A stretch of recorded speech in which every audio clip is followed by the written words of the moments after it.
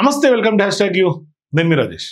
Pastor Praveen పగడాలకు సంబంధించినటువంటి అనుమానాస్పద మృతి కొంత తీగలాగితే డొక్క కదిలినట్టుగా ప్రతిరోజు ఒక కొత్త అప్డేట్ తోటి తెర మీదకి వస్తుంది. అంటే తాజాగా శనివారం రోజు కనుక పోలీసులు సీసీ ఫుటేజ్లు పెద్ద ఎత్తున ప్రతి టోల్ ప్లాజా దగ్గర కూడా సీసీ ఫుటేజ్ని విశ్లేషించి ప్రజలకు చెప్పే ప్రయత్నం చేశారు.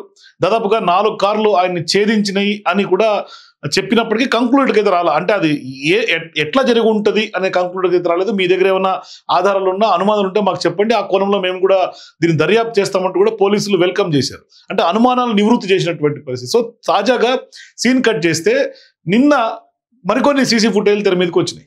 ఆ సీసీ ఫుటేజ్లకు సంబంధించినటువంటి వ్యవహారం ఏంటంటే ఆయన కోదాడ, ఏలూరు ఇట్లా వరుసగా వైన్స్ దగ్గర ఆగి తాగినట్టుగా స్పష్టంగా అర్థమవుతుంది. అంటే ఆయన గూగుల్ పే, ఫోన్ పే ఆధారితంగా అక్కడ కొంత లిక్కర్ పర్చేజ్ చేస్తున్నటువంటి కొన్ని సీసీ ఫుటేజ్లు హల్చల్ చేస్తూ ఉన్నాయి. సో ఇట్లా సందర్భాల్లో తెర మీదకి వచ్చిన తర్వాత ప్రవీణ్ పగడాల ఖచ్చితంగా తాగి బండి నడిపాడు అని స్పష్టమవుతుంది. సో ఇప్పుడు ఖచ్చితంగా ఆయన విజయవాడకు రాకముందే దాదాపుగా 4 గంటల పాటు ఏం చేశాడు, ఆయన రోడ్డు మీదే పడుకున్నాడా అంటే విజయవాడ రాకముందే ఒకసారి ప్రమాదం జరిగినట్టుగా కూడా తెలుస్తుంది. మరోవైపు ఇక్కడ మనకి ఇక్కడ చూస్తుంటే పగిలిపోయినటువంటి ఈ బండికి సంబంధించినటువంటి హెడ్ లైట్ డూబ్ ఉందో అది విజయవాడకు ముందే ప్రమాదంలో ఇట్లా జరిగినట్టుగా, అట్లాగే చేతికి కూడా కొన్ని గాయాలు ఉన్నట్టుగా మనకు స్పష్టంగా అర్థమవుతుంది.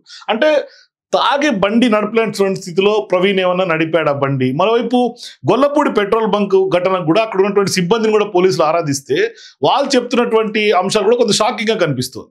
అంటే సిబ్బందితో మాట్లాడలేనటువంటి స్థితిలో చేతులతో కేవలం సైగలు మాత్రమే పాస్టర్ చేసినట్టుగా తెలుస్తుంది. మరోవైపు రామవరప్పాడు రింగ్ రోడ్ సమీపంలో రెండో ప్రమాదం కూడా జరిగినట్టు తెలుస్తుంది. అంటే మేజర్గా అయింది రామవరప్పాడు రింగ్ రోడ్ సమీపంలో, కొంత మైనర్గా అప్పటికే కొంత ప్రమాదం జరిగింది అనేది కూడా కొంత ఇక్కడ మనకు సీసీ ఫుటేజ్ అన్ని చూస్తుంటే స్పష్టంగా అర్థమవుతుంది. సో ఇప్పుడు అక్కడ ఒక ట్రాఫిక్ ఎస్ఐ కూడా పక్కన కూర్చోబెట్టి ఆటో డ్రైవర్లు అట్లాగే వాళ్ళందరూ కూడా మాట్లాడి మీరు నడపకండి, మీరు రెస్ట్ తీసుకోండి అంటే ట్రాఫిక్ బూత్ వద్ద 3 గంటల పాటు నిద్రపోయినట్టు కూడా చెప్తున్నారు పోలీసులు. మరోవైపు ఆ సందర్భంగానే కొన్ని కౌన్సిలింగ్ ఇచ్చిన తర్వాత పోలీసులు తీసినటువంటి ఫోటోలు కానీ ఈ ఫోటోలు మనం చెప్తున్నారు. ఇప్పుడు క్రైస్తవ మత సంబంధించినటువంటి కొంతమంది పెద్దలు వాళ్ళ ఆరోపణలు, అనుమానాలు వ్యక్తం చేస్తున్నటువంటి వాళ్ళు ఏంటంటే ఈ ఫోటోలు ఎవరు తీశారు అని ముందుగానే ఇవాళ ప్రశ్న చేస్తున్నటువంటి పరిస్థితి. మరోవైపు అసలు వైన్స్ దగ్గర ఉన్నటువంటి సీసీ ఫుటేజ్ని కూడా మార్ఫింగ్ చేసి అసలు పాస్టరే కాదు, ఆ బండి నడిపింది పాస్టర్ కాదు, వైన్ షాప్ లో వైన్స్ కొనుక్కుంది పాస్టర్ కాదు, ఇది పాస్టర్ కి సీసీ ఫుటేజ్ సంబంధం లేదు, కావాలని దీన్ని ఏదో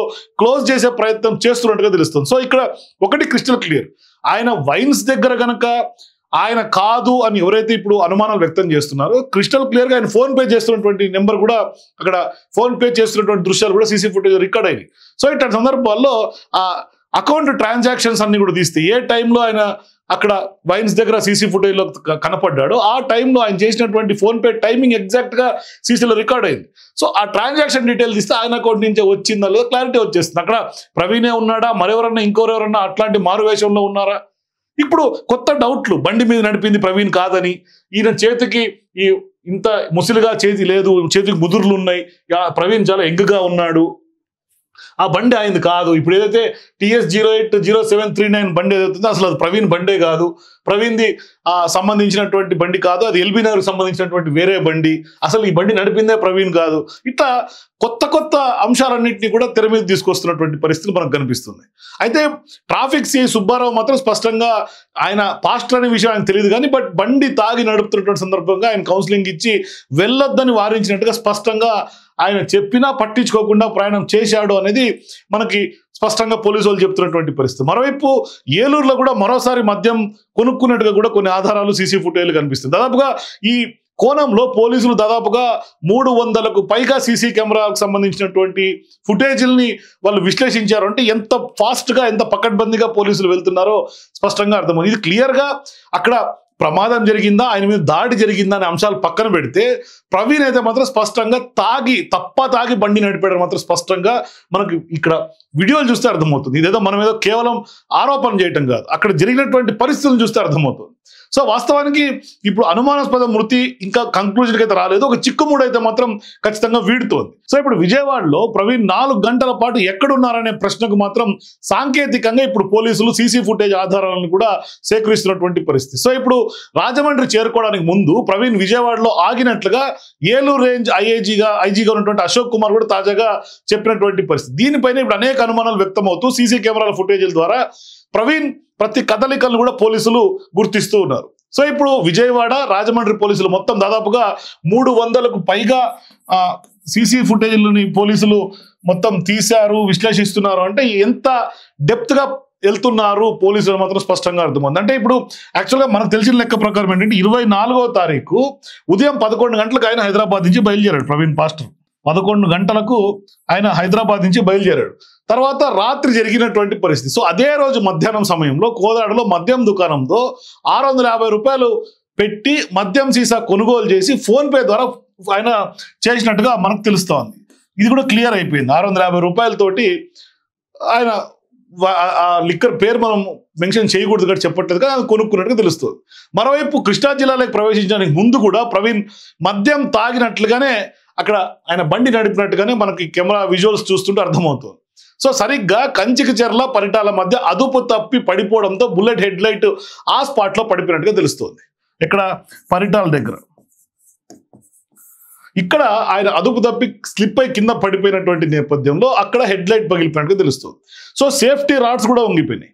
అయితే ప్రవీణ్ చేతులకు ఆ క్షణంలో అక్కడ గాయాలైనటువంటి పరిస్థితి. ఇక్కడ చూడండి కావాలంటే క్లియర్గా గాయాలు కూడా కనిపిస్తున్నాయి, అంటే దొక్కున్నట్టుగా అయినటువంటి గాయాలు. సో ఇక్కడ పెట్రోల్ పోయించుకోవడానికి బంకులకు వెళ్ళిన తర్వాత గొల్లపూడి దగ్గర అప్పటికే ప్రవీణ్ మాట్లాడలేనటువంటి స్థితిలో ఉన్నాడు. బంకుల ఉద్యోగులందరూ కూడా ఆ విషయాన్ని పోలీసులకు కూడా చెప్పారు. అంటే వీళ్ళు పోలీసులు దాదాపుగా చాలా టీమ్స్ ఇప్పుడు రంగంలో దిగినాయి. సో ఇప్పుడు బంకులేకి రాగానే ఎంత పెట్రోల్ పోసుకుంటారు సార్, సహజంగా అందరూ సిబ్బంది జనరల్గా అడిగేది క్యాజువల్. ఇప్పుడు ఈయన కూడా అదే విధంగా అడిగితే ఏమీ చెప్పలేక ఆయన 8 ఏళ్ళు చూపించారంట. 8 ఏళ్ళు చూపిస్తే 800 రూపాయలు పోయమంటారా, లేదంటే కనుక 8 లీటర్లు పోయాలా ఏంటి సార్ అని అడిగితే ఆయన కేవలం అడ్డంగా 800 రూపాయలు పోయమంటే తల అడ్డంగా ఊపి 8 లీటర్లు అంటే ఎస్ అని తల నిలువుగా ఊపాడంట. అంటే అట్లా సంకేతాలు ఇస్తూ తలకి పైకి కిందకు ఊపినట్టుగా కూడా పోలీసులకు సిబ్బంది చెప్పారు. అక్కడ కూడా ఖచ్చితంగా ఈ పార్టీ పోలీసులు ఈ 300 సీసీ ఫుటేజ్లో భాగంగా పెట్రోల్ బంక్ సీసీని కూడా పోలీసులు తీసే ఉంటాయి. ఎందుకంటే పెట్రోల్ బంకులు కూడా 1 వీక్ బ్యాక్ అంటే ఖచ్చితంగా సీసీ ఫుటేజ్ దొరికిపోతుంది, ఏ టైంకి వచ్చారు ఏంటనేది. ఇవన్నీ కూడా sequence of the CC footages. ఎక్కడ ఆయన బయలుదేరినప్పటి నుంచి మద్యం షాపులు ఇవన్నీ ఇట్లా వరుసగా సీక్వెన్స్ టైం టు టైం ఇక్కడి నుంచి ఇక్కడికి ఎంత టైం వెళ్తాడు అని అంచనా ప్రకారం వేసుకుంటూ వెళ్ళిపోవచ్చు. సో ఇప్పుడు దీనికి సంబంధించి కూడా ఆయన అక్కడ సేమ్ పెట్రోల్ బంకులో 872 రూపాయలు ఫోన్ పే చేసినట్టుగా మనకి పెట్రోల్ బంకులు తెలుస్తాం. అప్పటికే ప్రవీణ్ చేతులు కొంచెం కొట్టుకుపోయినట్టుగా, చేతులకు గాయాలైనట్టుగా కూడా అక్కడ ఉన్నటువంటి చెప్తారు. బుల్లెట్ హెడ్ లైన్ కూడా అక్కడికే ఊడిపోయినట్టుగా పోలీసులకు సిబ్బంది చెప్పినట్టుగా తెలుస్తుంది. అంటే ఆ టైంకి ఆయనకి హెడ్ లైట్ ఊడిపోయింది. అయితే సీసీ కెమెరాల ఫుటేజ్ని పెట్రోల్ బంక్ నుంచి పోలీసులు స్వాధీనం కూడా చేసుకున్నట్టుగా కొంత చెప్తుంది. ఎందుకంటే 300 సీసీ ఫుటేజ్లు తీసుకున్నారంటే ఖచ్చితంగా అది కూడా తీసుకుని అంటే అదే టైంలో హైవే పైన దుర్గగుడి ఫ్లైఓవర్ కానీ, రాజీవ్ గాంధీ పార్క్ కానీ, పండిట్ నెహ్రూ బస్ స్టేషన్ మీదుగా బెంజ్ సర్కిల్ 2వ ఫ్లైఓవర్ ఎక్కి మహానాడు జంక్షన్ చేరుకున్నాడు ప్రవీణ్. సో ఇక్కడ మహానాడు జంక్షన్ దగ్గర ఎక్కడెక్కడ రూట్ ఏంటంటే, సో దుర్గగుడి, ఇది ఆయన వెళ్ళినటువంటి route Durgagudi flyover, Rajiv Gandhi park,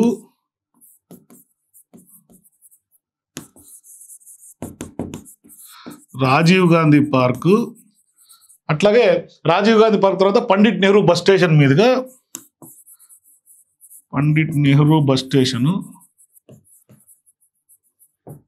అక్కడి నుంచి ఆయన బెంజ్ సర్కిల్ 2వ ఫ్లైఓవర్ ఎక్కి మహానాడు జంక్షన్ చేరుకున్నాడు. మహానాడు జంక్షన్ ఇది ఆయన పోయినటువంటి రూట్, విజయవాడలో పోయినటువంటి రూట్. ఈ రూట్ మ్యాప్ లో పోలీసులు అన్ని సీసీ ఫుటేజ్ అన్ని తీస్తుంటే ప్రవీణ్ బుల్లెట్ పైన వెళ్తున్నటువంటి దృశ్యాలన్నీ కూడా సీక్వెన్స్ గా కనిపించినటువంటి పరిస్థితి పోలీసులకు కనిపిస్తోంది.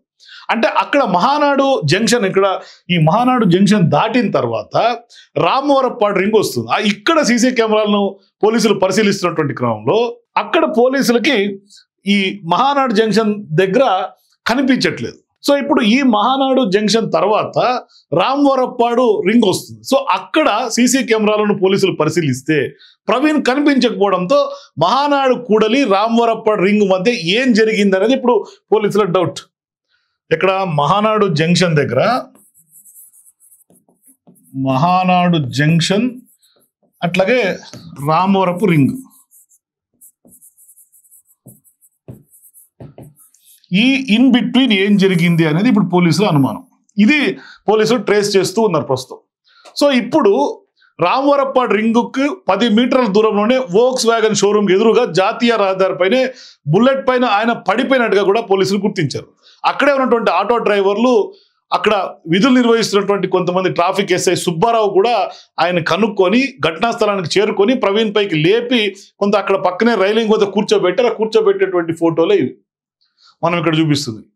సో కొద్దిసేపు మీరు రెస్ట్ తీసుకోండి, నెమ్మదిగా లేదు వెళ్ళడానికి వీలు లేదు అంటే లేదు నెమ్మదిగా వెళ్ళిపోతా అంటూ కూడా వారించాడు. ఆటో డ్రైవర్లు బుల్లెట్ తోసుకుంటూ రింగ్ రోడ్ వద్దకు ట్రాఫిక్ బూత్ దగ్గరికి కూడా తీసుకొచ్చినట్టుగా చెప్తున్నారు. తర్వాత ముఖం కడుక్కోవడానికి ఆయనకి ట్రాఫిక్ ఎస్ఐ నీళ్లు కూడా ఇచ్చినట్టుగా చెప్తున్నారు.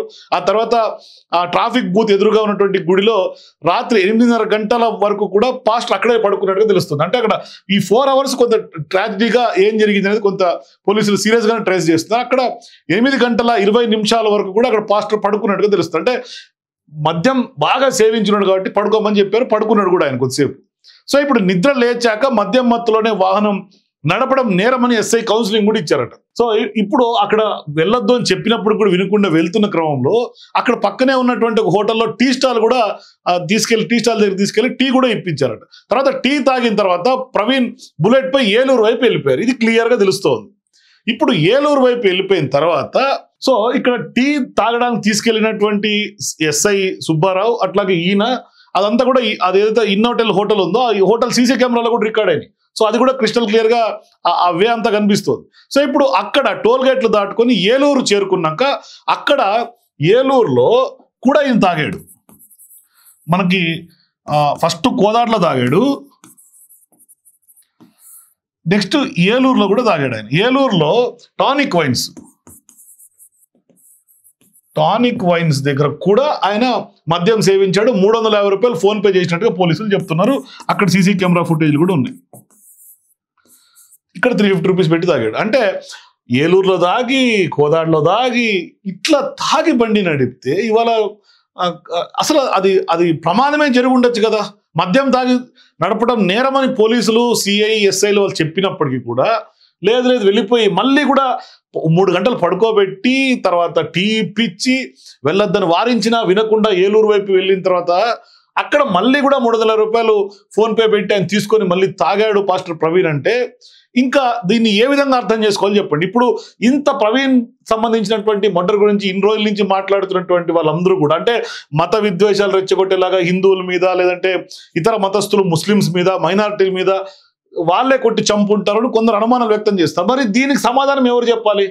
ఇప్పుడేంటి కొత్తగా ఈ క్రైస్తవకు సంబంధించినటువంటి వాళ్ళు అట్లాగే పాస్టర్కి సపోర్ట్ చేసే వాళ్ళు ఏంటంటే అసలు పాస్టరే లిక్కర్ కొనలేదు, అసలు పాస్టర్ తాగి బండి నడుపుతాడా, ఒక సమాజాన్ని ఒక వేలో పెట్టే పాస్టరే ఇట్లా తాగడు, మా పాస్టర్ కాదని ఈ ఫోటోని కొంచెం ఫేక్ గా క్రియేట్ చేసి ఇక్కడ ఇదే షర్టు ఇది పెట్టి ఈ ఫేస్ లో వేరే ఫేస్ ను రీక్రియేట్ చేసి సోషల్ మీడియాలో ఒక ప్రచారం చేస్తున్నటువంటి పరిస్థితి కూడా కనిపిస్తుంది. అంటే ఎంత దిగజారుడుతనం చూడండి. అంటే క్లియర్ గా సీసీ ఫుటేజ్ అంతా ఉంది. ఇప్పుడు పోలీసులు అది కంక్లూడ్ కూడా వచ్చేస్తారు, ఏం జరిగిందని చెప్పేస్తారు 2-3 రోజులు. అయితే ఇప్పుడు ఈయన సీసీ ఫుటేజ్ ఎక్కడ కూడా హెల్మెట్ తీసినట్టు దాఖలాలు కనపడలా. మనం ప్రతి దగ్గర కూడా హైదరాబాద్ ఎక్కినప్పటి నుంచి కూడా హెల్మెట్ తీసినట్లు చాలా సీసీ ఫుటేజ్లో కూడా హెల్మెట్లు పెట్టుకున్నట్టుగా ఎక్కడ హెల్మెట్ అయితే తీయలేదు.